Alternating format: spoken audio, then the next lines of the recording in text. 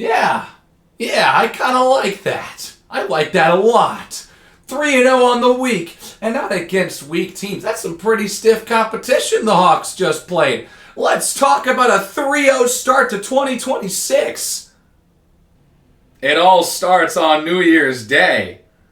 The Hawks get a chance to play the team that they shocked just a week prior in the Dallas Stars. This time they play in Chicago. They upset them 4-3 in a shootout in Dallas with Arvid Soderblom in.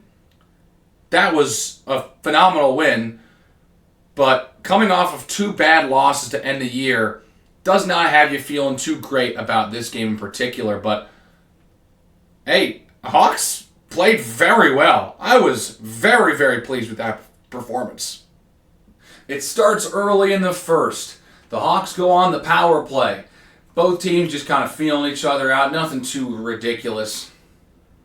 Hey, it starts about midway through the first period. A little bit more than midway through the first period. Hawks go on the power play. It's about halfway over, and Artem Levshunov just tosses it towards the net. And there's a massive dog pile in the crease for it.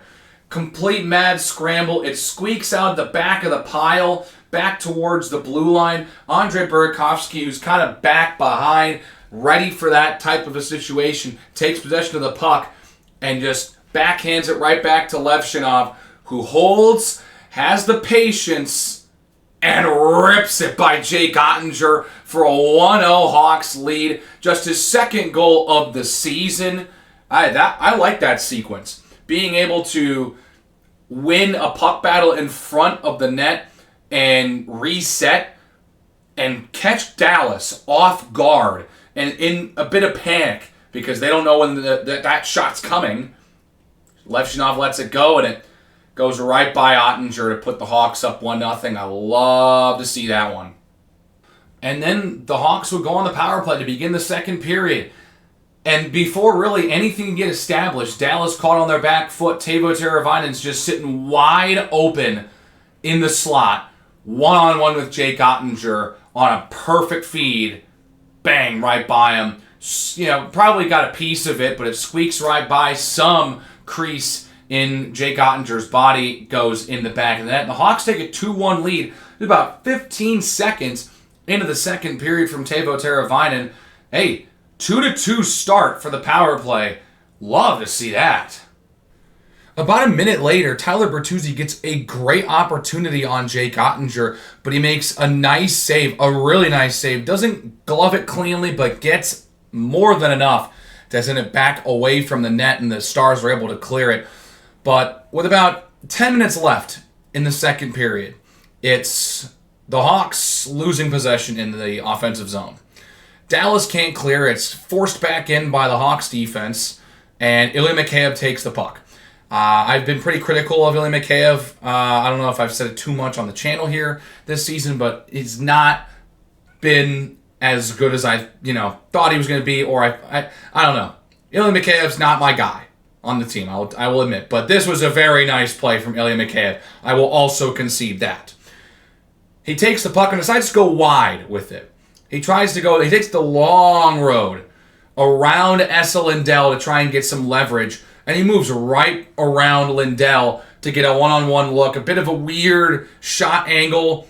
He's able to do some really nice work with his feet to stay upright and get himself in the best position to put a good quality shot on net. And he puts it by Ottinger. And the Hawks go up 3-1. The mitts from Ilya Mikheyev coming really huge here. He's able to protect the puck as he goes the long way around Lindell. And then he's able to adjust and get it in a position to put a good quality shot on. Again, very nice play from Ilya Mikheyev. He's definitely caught some flack for me so far this season, but a game-recognized game. That was a really nice goal. Let's go, man. And so the Hawks go up 2 goals on the Dallas Stars going into the third period. Very nice. Love to see that. Early in the third period, they're able to find Ilya Mikheyev along the near boards at Brown center ice as the teams conduct, as the Hawks specifically try to conduct the line change. So he goes in alone, by himself and decides to just throw one on net, try and generate some offense. But I don't know how, but it deflects off of the logo from Jake Ottinger and just right through the 5-hole. It goes right in. And so Ilya Mikheyev has his second goal of the game, and the Hawks go up 3. What? That's a real bad goal to let up if you're Jake Ottinger. He just made the Olympic roster for the United States. That's not a good sign for that coaching staff. Dude, not a great game. Not a great day for Jake Ottinger. Had that nice save on Tyler Bertuzzi. That was pretty much the best save he made all game long. He was letting in a couple softies. Not Jake Ottinger's day. So the Hawks go up 4-1. Stars get 2 empty netters. Down 3. They get one with just under 4 to go. And then it was Jason Roberts in that one. And then it was Matt Duchene with like under 20 seconds left to make it a 1-goal game. Hawks hang on, but that wasn't really close. The Hawks thoroughly beat the Dallas Stars. The Chicago Blackhawks, the Connor Bedard, Frank Nazarless Chicago Blackhawks have beaten the Dallas Stars not once, but twice this season and in the last couple weeks. If nothing else happens for the rest of the year and they lose every game for the rest of the year, I'm leaving with something. They beat the Stars twice this year. Not just once. Wasn't a fluke. They beat them twice. I gotta say, I'm very pleased with that result. Very much. Yeah, it's a 1-goal game on the score sheet, but that really wasn't a 1-goal game. Spencer Knight made some big saves, and he led in 2 goals with an extra attacker. The Hawks had enough of a lead to not have that be a factor. Hawks win 4-3. A little thing I got to get off my chest before we move on here. The Hawks followed this game against the Dallas Stars just 2 days later with a back-to-back. Hawks play 3 games in 4 days to start 2026. 3 games in 4 days is worse than a back-to-back in my opinion. Especially when the back-to-back is a road then home back-to-back. And not like a really close team. It's not like the Islanders going to play at New Jersey and then play at home the next day. No, it's the Hawks go play at Washington and then come home. Not the worst road then home back-to-back I've ever seen, but still, I don't like that at all. And so, that's one of those points in the schedule where you just look at it and you're like, you know what? I'll be happy if they win one game and then get a loser point another, because this is just brutal. And especially with the teams that they're playing here, they're not playing no slouches here in the league. I mean, we don't really have a terrible team in the National Hockey League this year, but regardless, 3 games in 4 days is not easy to play through. And I got to give props. They played very well through this, as we're about to talk right now. I mean, the fact they went 3-0 when going in 3 games in 4 days. So, Washington. Hawks go on the road, and they score right away. It's like literally a minute and a half into the game.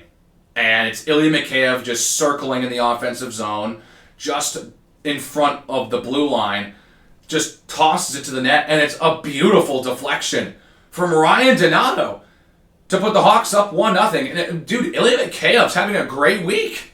2 goals and an assist already. Psh, all right, shut me up. Sure, why not?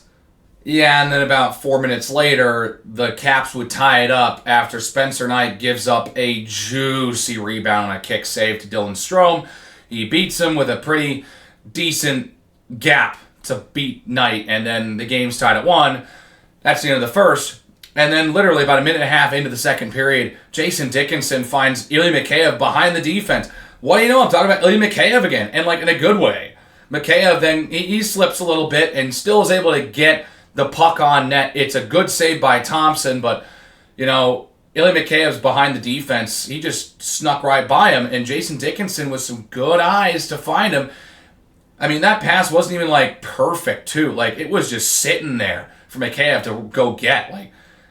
Yeah, Mikheyev got another good chance in this game to score. He didn't, but that was another good one. And, stays tied at 1. But not for long, because on the power play, with about 15 and a half to go in the second, it's Andre Burakovsky on the far boards, down low for Tyler Bertuzzi, cross ice for Teuvo Teravainen, who has snuck to the back of the formation, and now he stands to the right of Thompson along the near boards for us watching at home, and on a tough angle, bang, in the back of the net. Pretty nonchalantly, too. Like, Teuvo Teravainen, like, he's able to skate, like, he's able to get a stride or two before shooting this puck, and it goes right in. The Hawks go up 2-1. They're having a great start to the power play here in 2026. Love to see that. This power play getting going would be a great thing for the Blackhawks. Caps would tie it up in the third. Ryan Leonard off of a rebound in front, just bullying Matt Grzelcyk, getting a dirty goal for the Caps, squeezing it by Spencer Knight. Caps tied at 2, and, well, we're going overtime. And then we're going to a shootout. Oh, wonderful. The Hawks have been so good in shootouts this year. But I think the tides are changing. You can tell that this coaching staff is trusting in Nick Lardis after a shootout winner in Dallas, because he was one of the first 3 shooters for Chicago, and he went right in and put it right by Thompson. Pretty much the exact same way he was able to win that game for the Hawks in Dallas about a week and a half ago. And yeah, no, I love to see that for Lardis. Well, I think that's just a second shootout attempt. He's 2 for 2 in his career. You'll love to see that. Oh, yeah. So Lardis is the first shooter for the Hawks, and he puts them up 1-0. But then Dylan Strome right after with a nice little head fake twitch that's able to get Knight off platform. He puts it behind him with the backhand, ties up the shootout at 1. And then we can't decide it in 3 rounds. We got a 4th. They can't decide it in the 4th. We go to a 5th round. Sonny Milano makes a nice couple moves and beats Spencer Knight through this gap. I forget which number corresponds to this gap, but he beats him there. Got it. I'm getting good at this, guys. Andre Burakovsky's got the game on his stick in the bottom of the 5th round. And he puts it by Thompson. Able to get it off the inside of the net, or maybe just off the inside of the post, and goes in right by Thompson. This game continues. You don't see that a lot in shootouts, especially when you get to the extra rounds where both teams actually score, and it keeps going that way as opposed to both teams missing. And speaking of missing, that's what Jacob Chikrin does. He lifts it high and wide, and so now Nick Foligno is going to come up to the plate here. Okay, interesting decision, but hey, give him a shot. Nick Foligno races in on Thompson, comes across, and fires it by Thompson for the win. Nick Foligno. Oh, captain, my captain. Big time player. Coming through to win it in the shootout. He's still got some juice left in him. In fact, that's a really special goal, because Nick Foligno, in his career, was 0 for 13-inch career shootout attempts. He had never scored in the shootout until that moment right there. And in the 6th round, he ends the game and wins it for Chicago. What? The story on why Nick Foligno was shooting in this scenario is very funny and kind of wholesome at the same time. The Hawks were doing a shootout practice with 2 Make-A-Wish participants. And Nick Foligno is able to score during this practice, and he kind of jokingly screams to Coach Blashill, put me the F in next time. And he does. And he wins the game.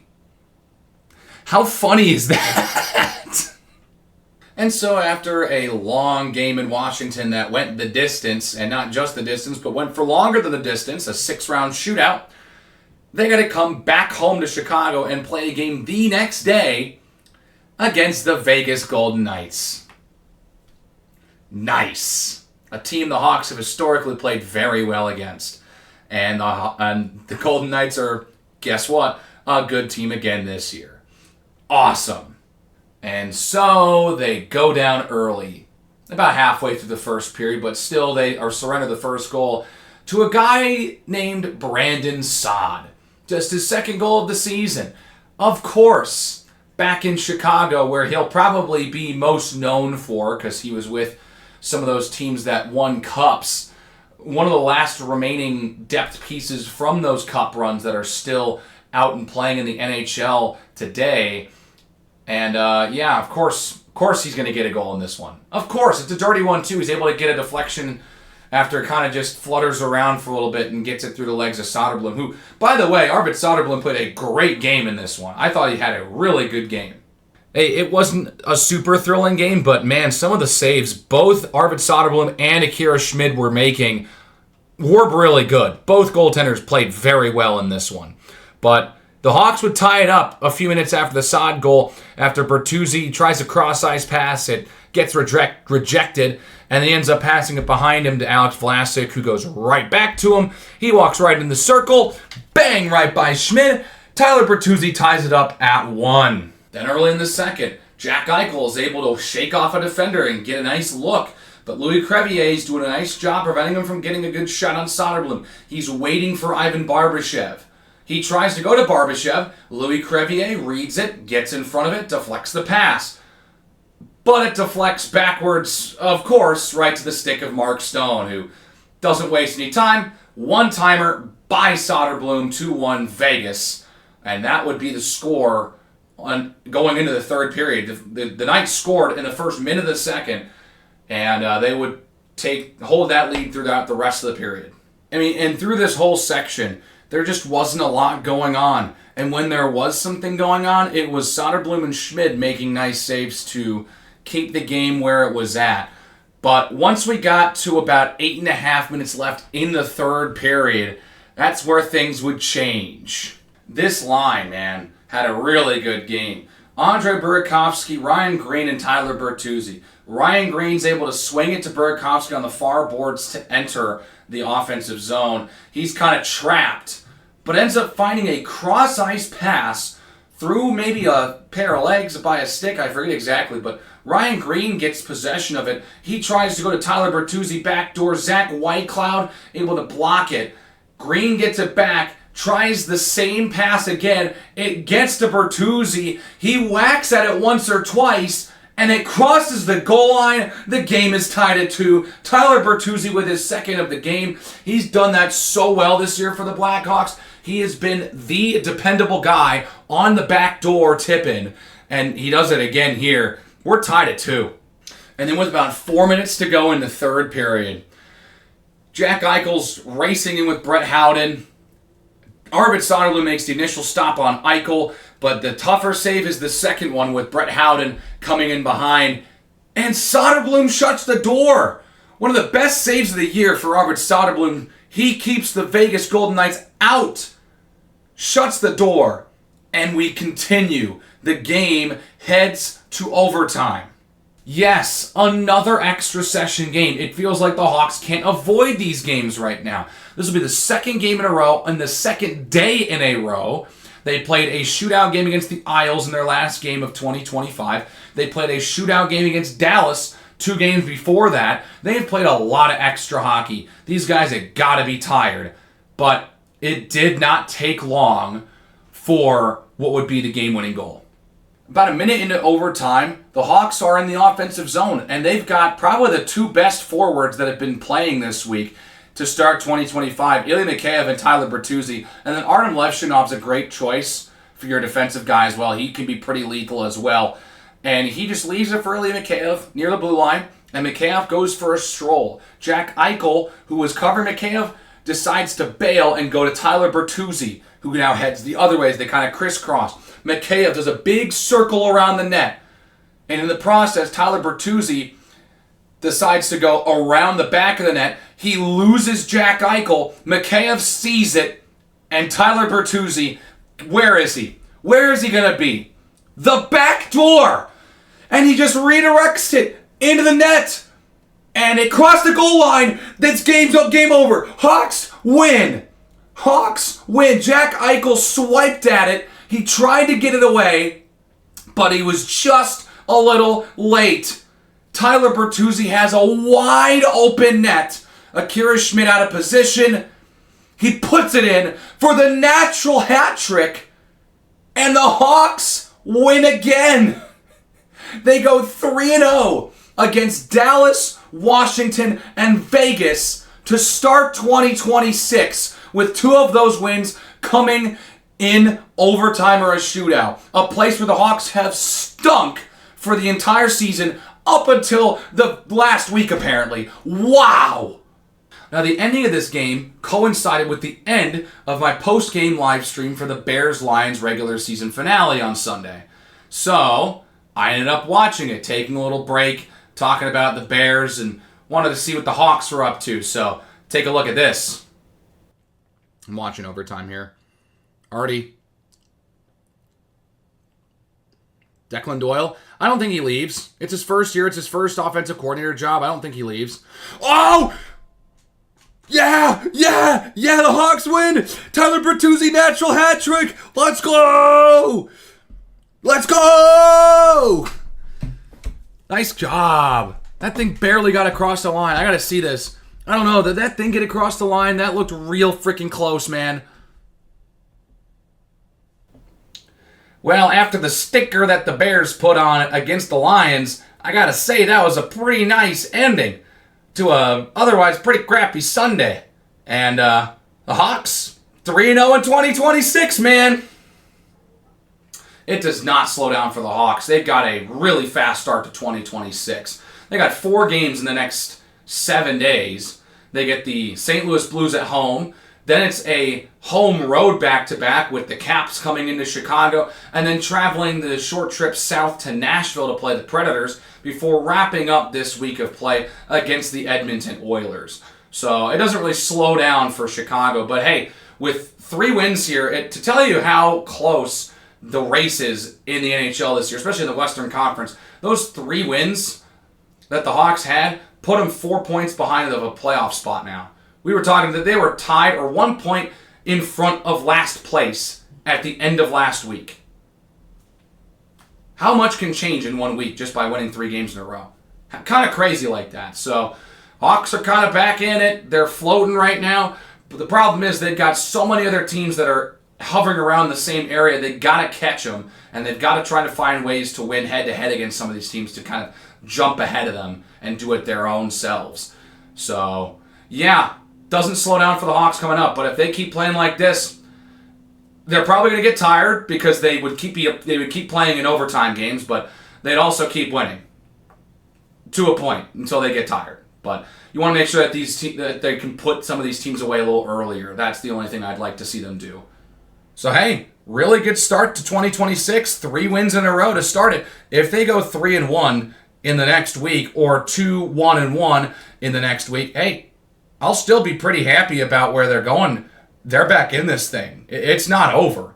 They're kind of hovering in. They're kind of back in the playoff conversation or like fringe wild card conversation. But hey, we'll see if this was just a nice little win streak to start the year or if this is building into something a little bit more sustainable. Hopefully they can get Connor Bedard and Frank Nazar back sometime soon to try and capitalize off of this. So that is it. Please give it a like if you like this video. Please hit the subscribe button if you really liked it and want to see more content from me. Keep the conversation going down in the comment section below. What do you think to this nice start to 2026? That makes me feel real nice going forward towards the All-Star break, or well, the Winter Olympics break in this case. And without further ado, I will see you all in the next one.